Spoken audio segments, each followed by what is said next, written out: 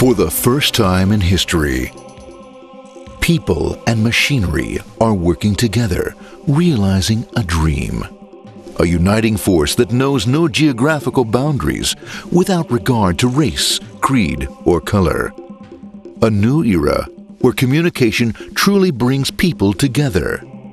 This is the dawn of the net. Want to know how it works? Click here to begin your journey into the net. Now, exactly what happened when you clicked on that link? You started a flow of information. This information travels down into your own personal mailroom, where Mr. IP packages it, labels it, and sends it on its way. Each packet is limited in its size. The mailroom must decide how to divide the information and how to package it.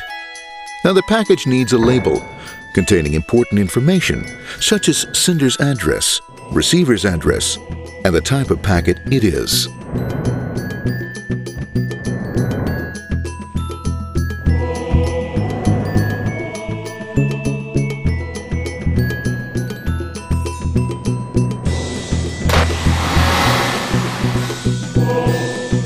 Because this particular packet is going out onto the internet, it also gets an address for the proxy server, which has a special function, as we'll see later. The packet is now launched onto your local area network, or LAN. This network is used to connect all the local computers, routers, printers, etc. for information exchange within the physical walls of the building. The LAN is a pretty uncontrolled place and, unfortunately, accidents can happen.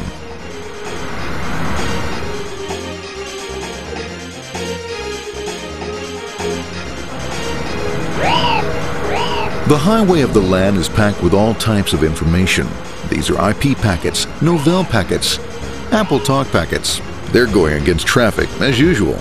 The local router reads the address and, if necessary, lifts the packet onto another network. The router, a symbol of control in a seemingly disorganized world. Whoops, sorry about that. Let's go with this one here, this one here. This moves here, this one goes here. I don't like this one. Let's go with this one. Let's go here. A little bit left. Let's go with this one here. Another channel here. Let's put that one here. Another one there. Let's put that one here. There he is, systematic, uncaring, methodical, conservative, and sometimes not quite up to speed. Sorry. But at least he is exact, for the most part. That one was there, that one was there, that one was there, and this one was there. Another one was there, that was there. He's behind him, let's go there, that was there, he was there, let's put that one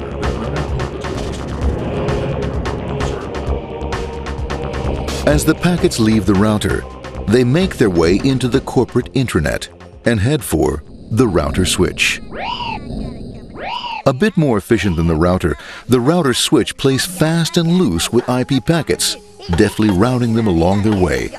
A digital pinball wizard, if you will. Here we go. Here comes another one. And it's another. Watch this, Mom. Here goes. Whoop. We're on the back. Hey, in there, in there, in there. Over the left, over the right, over the left, over the right. You got it. Here it comes. Right down. He shoots. He scores. It's going. Hey, wait. Hey, watch out. Here comes another one. Oh, here we go. And it's gone. It's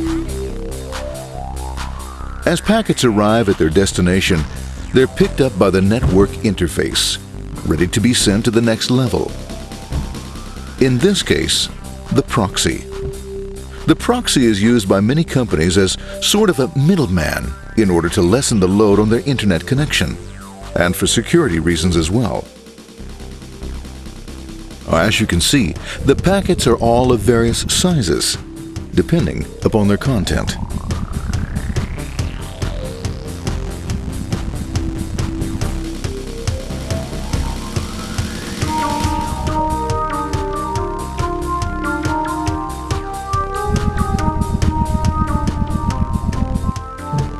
The proxy opens the packet and looks for the web address, or URL. Depending upon whether the address is acceptable, the packet is sent on to the internet.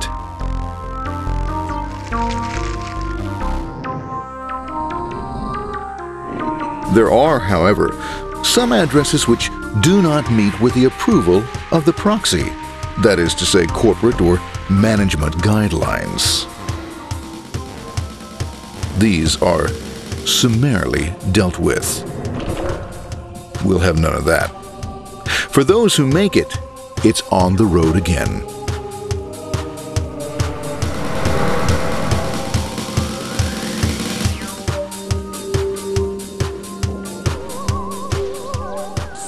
Next up, the firewall. The corporate firewall serves two purposes. It prevents some rather nasty things from the internet from coming into the intranet, and it can also prevent sensitive corporate information from being sent out onto the internet.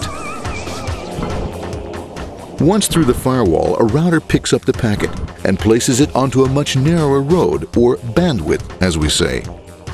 Obviously, the road is not broad enough to take them all. Now you might wonder what happens to all those packets which don't make it along the way. Well, when Mr. IP doesn't receive an acknowledgement that a packet has been received in due time, he simply sends a replacement packet. We are now ready to enter the world of the Internet. A spider web of interconnected networks which span our entire globe. Here, routers and switches establish links between networks. Now, the net is an entirely different environment than you'll find within the protected walls of your LAN. Out here, it's the Wild West. Plenty of space, plenty of opportunities, plenty of things to explore and places to go. Thanks to very little control and regulation, new ideas find fertile soil to push the envelope of their possibilities. But because of this freedom, certain dangers also lurk. You'll never know when you'll meet the dreaded ping of death. A special version of a normal request ping, which some idiot thought up to mess up unsuspecting hosts. The paths our packets take may be via satellite, telephone lines, wireless, or even transoceanic cable. They don't always take the fastest or shortest routes possible, but they will get there. Eventually. Maybe that's why it's sometimes called the worldwide wait. But when everything is working smoothly, you can circumvent the globe 5 times over at the drop of a hat. Literally. And all for the cost of a local call or less. Near the end of our destination, we'll find another firewall. Depending upon your perspective as a data packet, the firewall could be a bastion of security or a dreaded adversary. It all depends on which side you're on and what your intentions are. The firewall is designed to let in only those packets that meet its criteria. This firewall is operating on ports 80 and 25. All attempts to enter through other ports are closed for business.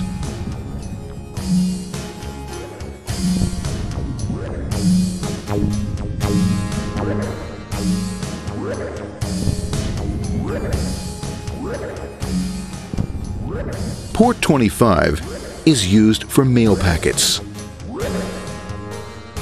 while Port 80 is the entrance for packets from the Internet to the web server. Inside the firewall, packets are screened more thoroughly.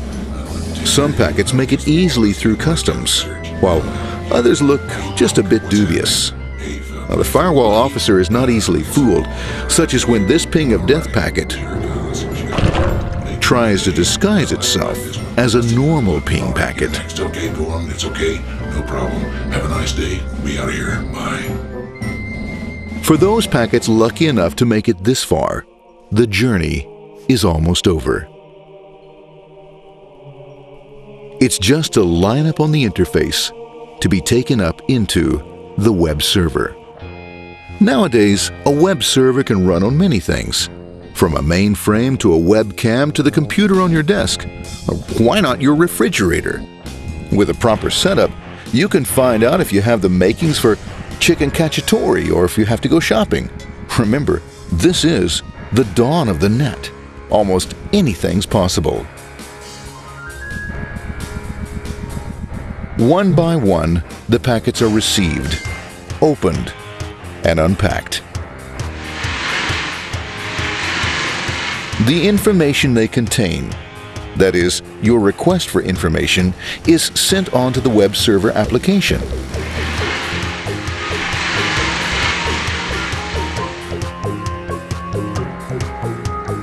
The packet itself is recycled,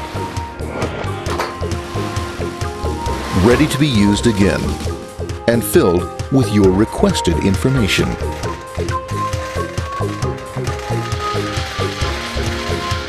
Addressed and sent out on its way back to you.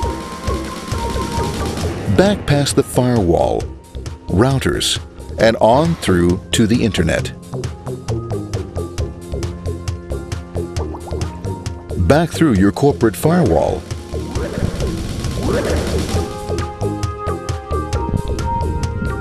And onto your interface. Ready to supply your web browser with the information you requested. That is, this film.